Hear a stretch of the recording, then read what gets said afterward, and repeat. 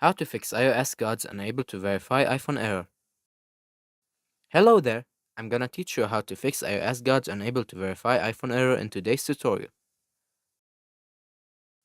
A lot of people ask, why do I get a pop-up saying unable to verify app? This usually means that the certificate which was used to install the app has been revoked by Apple. Unfortunately, revoking apps is up to Apple, and we can't do much to prevent revocation right now. To fix this, visit the iOSGods app or official hack topic on iOSGods and re-download the modded app once it has been signed with a new certificate.